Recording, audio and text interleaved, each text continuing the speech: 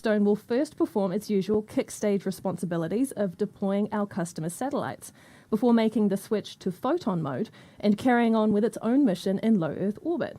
Here to tell us more about the Photon on this mission is Jane McNichol in our Rocket Lab Long Beach headquarters. It's great to see you, Jane.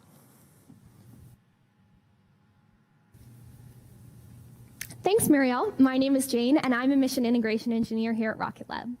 I'm excited to be joining you from our Mission Operations Center inside our headquarters in Long Beach, California.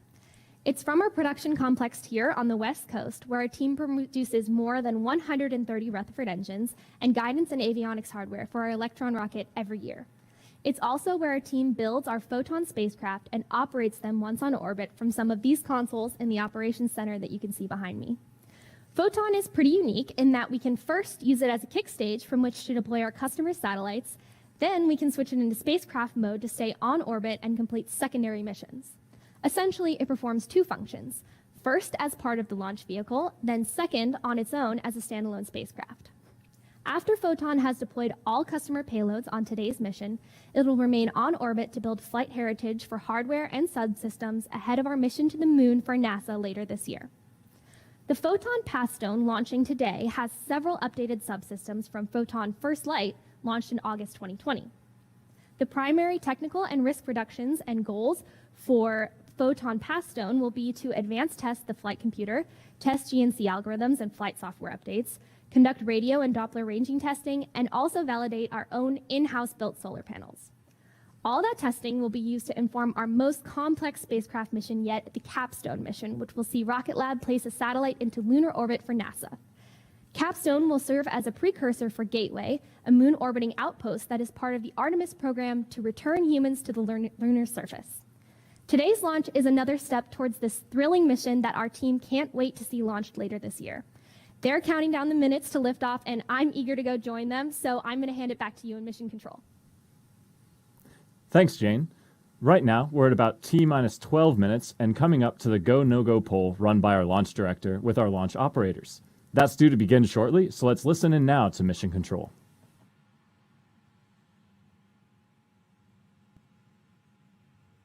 Come ups, come chicks.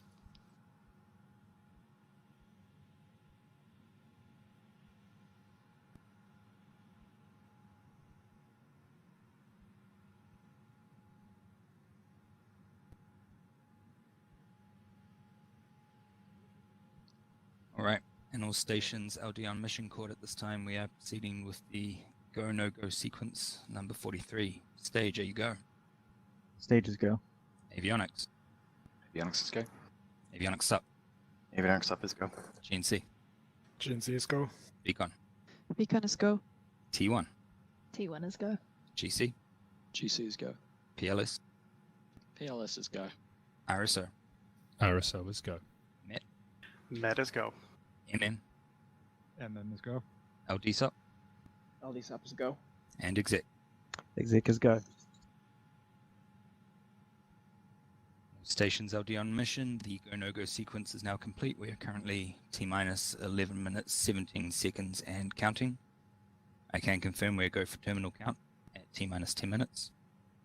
Be advised from this time onwards, the 3-word hold procedure is in effect.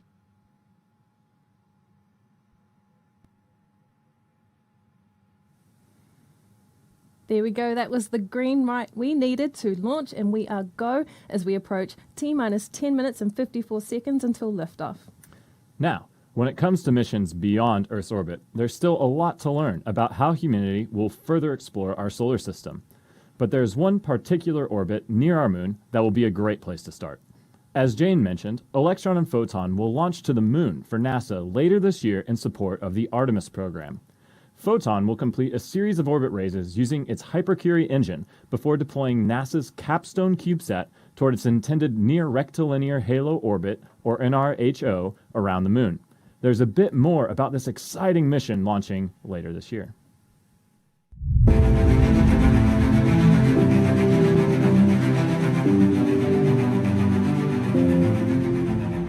Rocket Lab is supporting NASA's mission to return humans to the moon. Launching on Electron this year, NASA's Capstone cislunar satellite will orbit the moon, serving as a pathfinder for Gateway, a moon orbiting outpost that is part of NASA's Artemis program to return humans to the lunar surface. Capstone's mission is to refine our knowledge of the dynamics of a unique halo-shaped orbit, paving the way for people to follow. The Near Rectilinear Halo Orbit, or NRHO, has an unobstructed view of Earth at all times, and also enables communications coverage of the lunar South Pole, the destination of NASA Artemis astronauts. Most Rocket Lab missions to date have deployed spacecraft to an orbit around 500 kilometers above Earth. But this mission will see us go a little bit further than usual, some 384,000 kilometers further. To get there, Electron will launch Capstone to an initial low Earth orbit. From there, Rocket Lab's Photon spacecraft takes over, providing in-space propulsion to conduct a series of orbit-raising maneuvers. This builds up enough velocity to perform a translunar injection, allowing Capstone to break free of Earth's gravity and set a course for the Moon. After deploying Capstone, Photon will continue on its own trajectory to conduct a lunar flyby, while Capstone will use its own propulsion system to enter a cislunar orbit. Traditionally, smallsats have had to wait years for a rideshare opportunity on a large rocket in order to reach lunar and deep space destinations. With Rocket Lab, the smallsats call the shots, getting a dedicated ride to exactly where they want to go and on their schedule. NASA is thrilled to be partnering with several small businesses to make this mission happen. That includes launch provider Rocket Lab USA, Capstone Mission lead Advanced Space, the CubeSat developer Tyvek Nanosatellite Systems, the propulsion system provider Stellar Exploration, and several more. Together, we are expanding the reach of small businesses, small spacecraft, and small launch vehicles.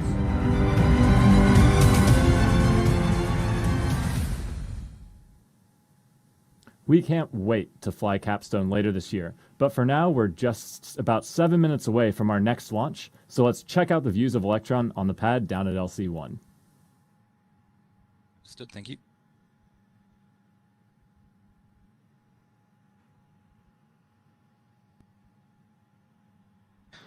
LD, avionics terminal check, sequence 45 complete.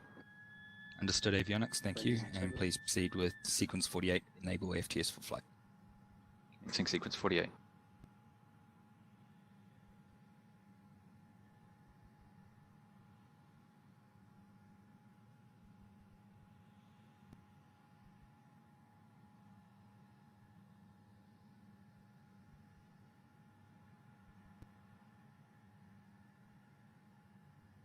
AFTS is green and enabled for flight.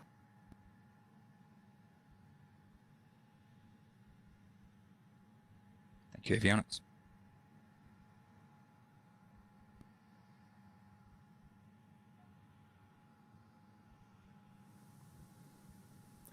Earlier this month, we made a pretty big announcement. How big? 40 meters big, to be precise. We confirmed that a new, larger vehicle, Neutron, will be joining the Rocket Lab family.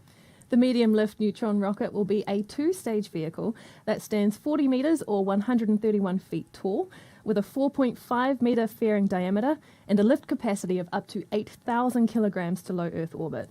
Neutron's 8-ton lift capacity makes it the ideal launch vehicle to deploy satellites into batches to specific orbital planes, creating a more targeted approach to building out mega constellations. But just like Electron, Neutron is designed to lift payloads beyond low Earth orbit too. With a payload capacity of 2,000 kilograms to the Moon and 1,500 kilograms to Mars and Venus, Neutron will be able to enable important science missions beyond our own planet. Neutron will initially be designed for satellite payloads, but will also be capable of International Space Station resupply and even human space flight missions, which is very exciting. We'll be launching Neutron from Virginia's Mid-Atlantic Regional Spaceport, located at the NASA Wallops Flight Facility, where Rocket Lab's Launch Complex 2 is located. Using this existing launch pad and integration infrastructure at Mars, that means we can accelerate the timeline to first launch, which, in true Rocket Lab style, is sooner rather than later, expected in 2024. And I think it's safe to say Peter won't be making any promises on eating a hat anymore, because that did not look tasty. No, it didn't. But for this mission, we won't have a live view from Electron once the second and third stages separate, but we will be staying on air through the coast phase as the kick stage makes its initial pass around Earth to circularize its trajectory. About 10 minutes into this initial coast phase, our founder and CEO, Peter Beck, will be joining us for a Q&A session on Neutron, so be sure to stick around. After that, we'll come back to you with the simulation and confirmation of payload deployment, so make sure to stay with us. It's now T-minus 4 minutes and 42 seconds to launch. Electron and its payload is healthy on the pad, and the weather is looking clear for an on-time liftoff. Let's hand over now to Mission Control to listen in to the operators in these final seconds to launch.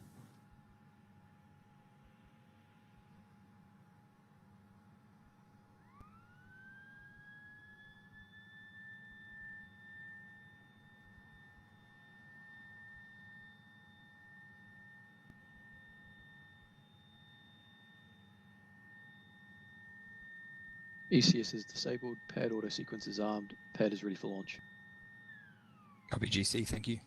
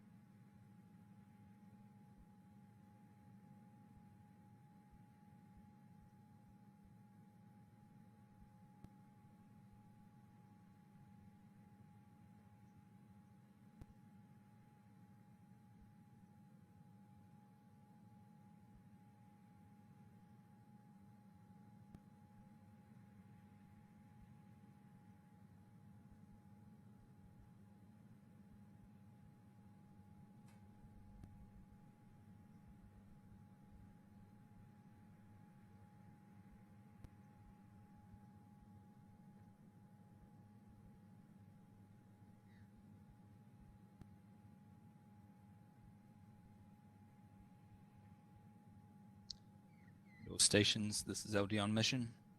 From now on, there should be no red flags on your critical LCCs. Beacon LD mission. LD beacon. Please confirm flight computer as goes green. Confirmed. And please lock the auto sequence and confirm. Locked. All stations LD on mission, we go for auto sequence start at T-minus 2 minutes. And at this time, I can confirm LD is go for launch.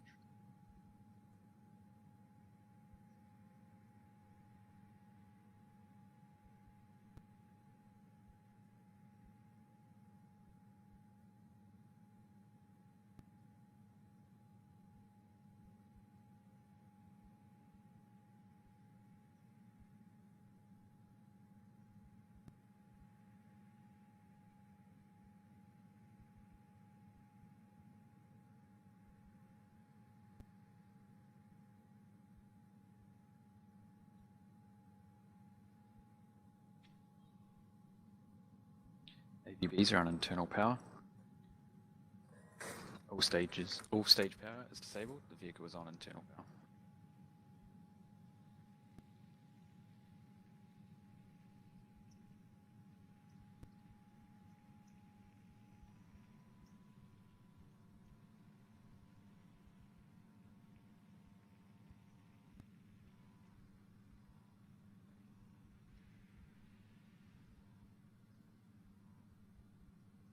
LOX load is complete, system is in recirculation.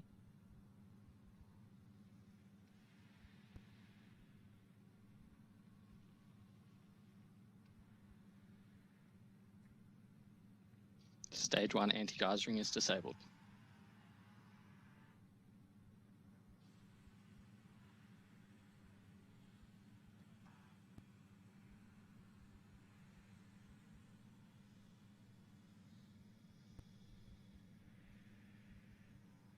Stage 1 and Stage 2 are pressed for flight. High flow engine purge is enabled.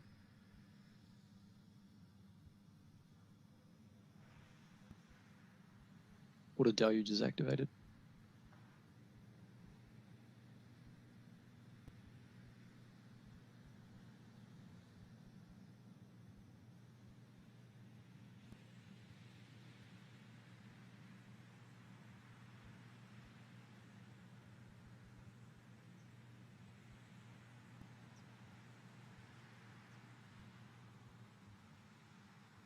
Ten, 9, 8, 7, 6, 5, 4, 3, 2.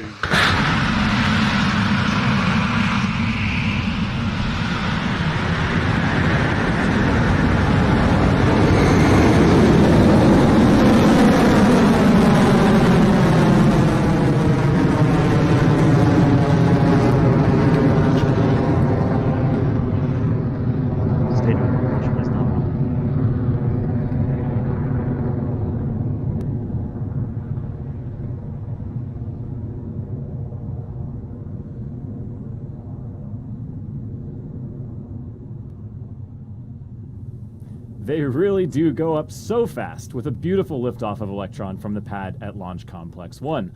We're now T plus 40 seconds into the mission and approaching max Q, or maximum aerodynamic pressure, at the 1 minute 9 mark. Max Q is the moment during launch when Electron experiences the highest amount of mechanical stress from the dynamic pressure, which is a function of its velocity and altitude. We'll be coming up on max Q in just a few seconds.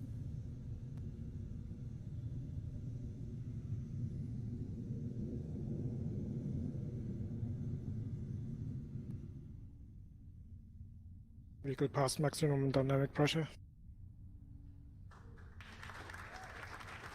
And there's the call that we've successfully cleared max Q. All is looking good with our trajectory, and Electron is performing nominally.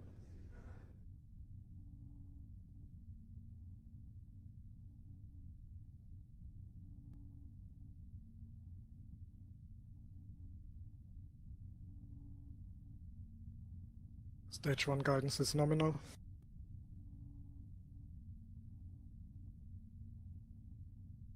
AOS Chatham Station.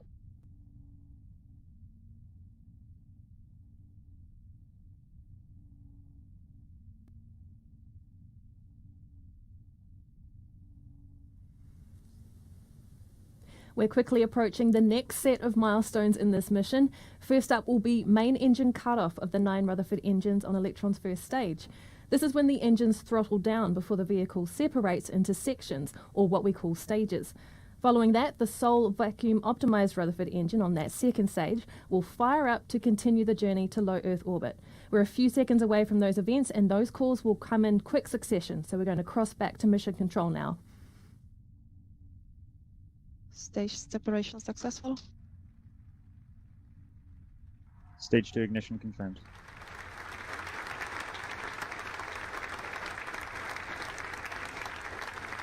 And you've seen it on your screen there. We have had a successful MECO, first and second stage separation and ignition of the Rutherford engine on Electron's second stage. Coming up in a few seconds, Electron's fairing will separate. The fairing is the casing at the top of the rocket that protects the satellites as they travel through Earth's atmosphere. Fairing jettison succeeded. And there they go, the fairing has cleanly separated and fallen away from Electron, which is continuing on a nominal trajectory. Stage 2 guidance is nominal.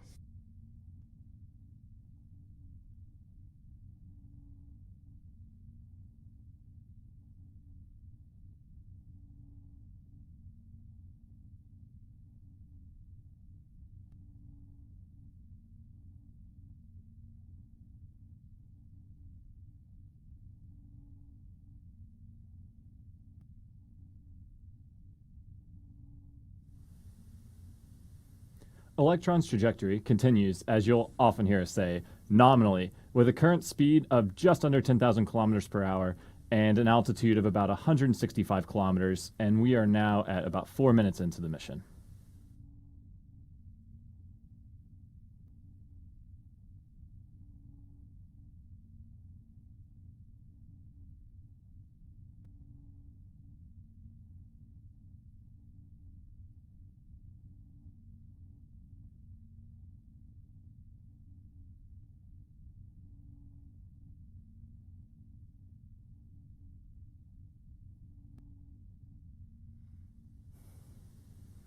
Some absolutely stunning views of Earth from Electron's Stage 2 camera.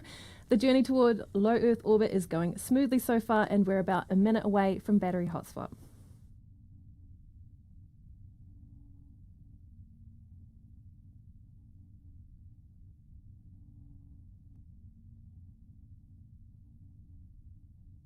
Starting throttle down on stage 2.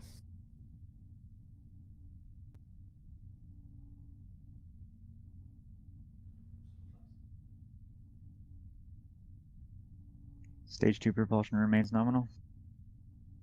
High voltage battery discharge nominal. Approaching hot swap.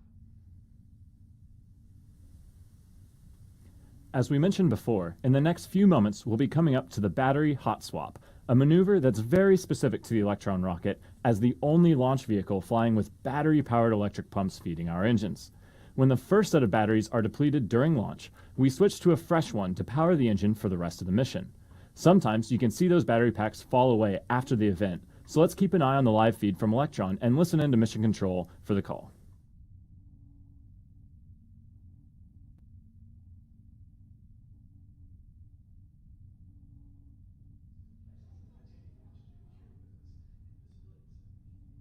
Battery jettison confirmed. Propulsion remains nominal. Hot swap. And there we go, that's confirmation that the battery hot swap was performed successfully on Electron, and propulsion continues to look good for the rocket's second stage Rutherford engine. We're just a few minutes away from orbital insertion and kick stage separation on this mission. Electron is currently traveling at over 15,000 kilometers an hour and at an altitude of 276 kilometers above us.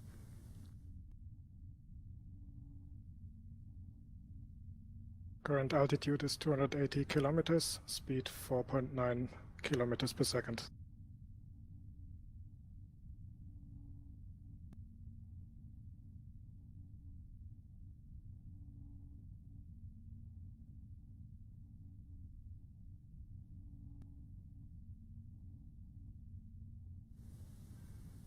If you're just joining us, we have had a successful liftoff of our They Go Up So Fast mission. About 2.5 minutes into flight, we had main engine cutoff, stage separation, and stage 2 ignition. We're coming up on separation of the kick stage at around T+9 minutes.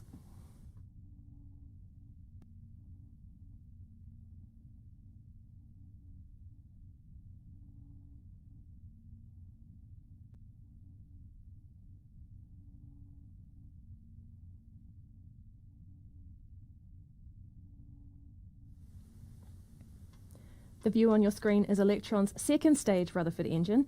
This engine is the same as the 9 engines that lift Electron off the pad, but with an extended engine nozzle for optimized performance in the vacuum of space. We are looking good for SECO or second engine cutoff shortly.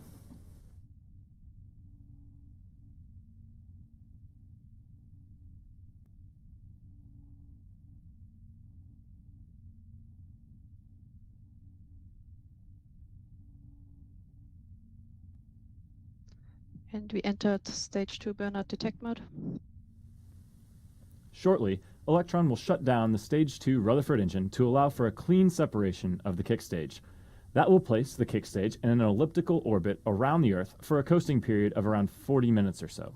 That event is coming up shortly, so we're going to switch back to Mission Control to await the confirmation. Stage 2 guidance is in terminal, 10 seconds remaining.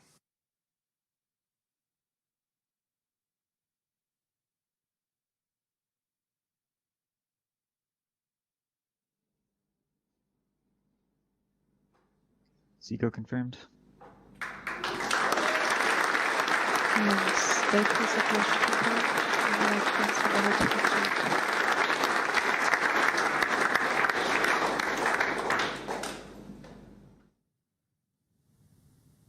Fantastic news that the Rutherford engine on the second stage has successfully shut down as planned and the kick stage has cleanly separated. The kick stage is now going into its coasting phase for about 40 minutes or so while we wait for the circularization burn from our innovative Curie engine.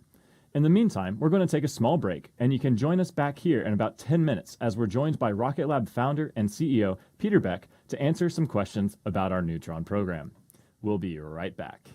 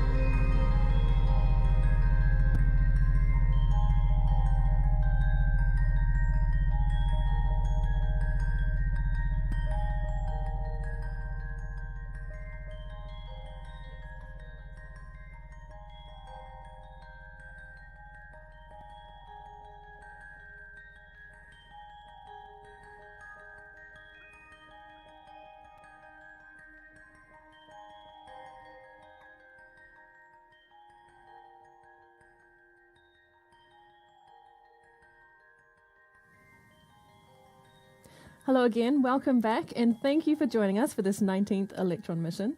Electron successfully lifted off at 11:30 local time and completed all of the key milestones of launch, including passing through max Q, main engine cutoff, first and second stage separation, ignition and burn of the second stage, and final separation of the kick stage from Electron ahead of payload deployment. Right now we're in a coasting phase, heading to the optimal position above Earth to deploy the 6 satellites on this mission, expected to occur in about 40 minutes or so. But while we wait, I am joined here in the studio by Rocket Lab founder and CEO Peter Beck to talk about our new rocket joining our launch vehicle family, Neutron. Peter, thanks for taking the time out of Mission Control to talk to me. My pleasure, Mira. Now, for those of you who might not be familiar with Neutron, Peter, why don't you tell us about the new rocket and why right now is the good time to build it? Yeah, I mean, we spend quite a lot of time with Electron launching our customers, and Electron's been a fantastic vehicle to really pathfind a lot of constellations for our customers. So the conversation sort of went like, look, Pete, thanks very much for getting our first one in orbit, but actually now we've got a whole bunch of them we need to get there. Mm-hmm. So it became really, really obvious that there's a really, massive need in the marketplace for, for a vehicle specifically built for launching, mega constellations and constellations. Mm-hmm. So you've talked about Neutron as a constellation builder, but what makes it ideal for that?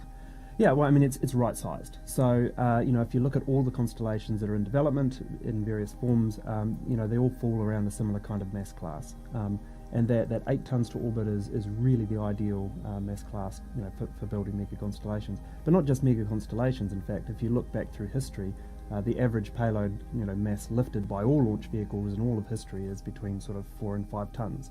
So we think this is the right time to bring a vehicle that's right sized to the market. Cool. And what can you tell us about Neutron's engines? Not a lot. It's a secret. No, I mean there's areas that we're innovating and there's areas that we're not innovating. The engines always deserve their own name, so they certainly deserve their own limelight as well. So we'll make a little bit more announcement about engines in the appropriate time. It'll be fun brainstorming some new names for those engines, I'm sure. Oh, it's already named. Have you? So tell me why you've selected Wallops as the launch site for Neutron. Yeah, so Wallops is actually it's a fantastic mid-inclination site, and mid-inclination is really, really important for the majority of launch. We're able to leverage Pad 0A and the wonderful team there at Virginia and Wallops Island. Obviously we have the home of Electron there, so it made perfect sense to also put Neutron there as well. And one of the interesting things that if you start to look at launch vehicle design, you find a lot of launch vehicles kind of asymptote around that 3.9 meter diameter, and that 3.9 meter diameter is really a function of the lowest bridge between California and Florida. So we didn't want to use that as a design constraint for Neutron. So makes sense. Yeah, so we were looking for a launch site that we could also manufacture near as well. Cool. And what is the biggest hurdle for you at the moment for Neutron's development? Well, the biggest hurdle is for Rocket Lab is always talent. So I don't want to turn this into a shameless talent plug, but I mean, in all honesty, that has always been our throttle, is how quickly we can onboard people. The bar is high, and we're unashamedable that the bar is incredibly high at the company. But that always is our throttle in developing any of Rocket Lab's programs. There's a few hundred jobs expected to be created for this one, isn't there? Yeah, absolutely. Yeah. Both in Virginia and New Zealand, and in fact, in every one of our locations, I think that is our throttle. Sure. And how is the hat? Do you expect to be eating any more anytime soon? Well, that's why I made sure that we talked about human spaceflight and all of the things that we could possibly do in the future in one hit, because that hat was just not tasty. And as you know, Muriel, it took 2 takes, so there was actually 2 hats consumed in the making of that video. So not looking for that again. Also, Neutron's capabilities, it's going to be reusable, isn't it? Yeah, so that's probably the biggest fundamental difference between Electron and Neutron. So Electron was all about how do we make the most manufacturable rocket. Neutron is how do we make the most reusable rocket. So there's a bunch of things about, especially the first stage, that as we announce a little bit more about the program, people will be, I think, quite surprised with some of the innovation that's in that first stage. Because it really is, it really is about how do we make the most reusable, not serviceable, the most reusable launch vehicle in the world. And speaking of recovery, can you tell us anything more about when we'll next see another Electron under a parachute? Yeah, not too many missions away actually. So I was down sitting inside the stage there earlier in the week, and it's looking super good. So parachute was about to be packed into the stage, and all of the little thrusters and everything were on it. So it's all looking very good. And the next recovery mission is with a significantly upgraded heat shield. So the previous recovery missions have been basically, with upgraded block upgrade of stage 1 with reaction control systems and guidance systems and things like that. But we never really addressed the handling the thermal loads that we expected, because it was kind of no point, because unless you can control the entry of the stage, it's kind of irrelevant. So this one has a much more significantly upgraded heat shield, and so we're expecting much better performance and hopefully much better condition of the stage when we go and pick it back up. How exciting. Any helicopters with this one? Will you be piloting a helicopter? No, I'm nowhere near good enough to I'm very kidding myself to think that I was a good enough pilot to catch one. But no helicopters in this mission. Basically, we're going to splash them down in the ocean until such a point as actually the stage is what we would consider completely reusable. At that point, we'll bring in that extra element of logistics with helicopters. Very nice. Hey, thank you, Peter, so much for joining me here. It's such an exciting time to be part of the team, and I personally can't wait to be front row and centre to watch Neutron launch from Virginia. Yep, no, it'll be great. Thanks very much. Now, back to the mission at hand, of course. We have another 40 minutes or so to go until the first payload deployment for They Go Up So Fast. This coasting graphic will keep us on track for where above the world is the kick stage, and we'll be back on your screens as we gear up for that first deployment, so see you shortly.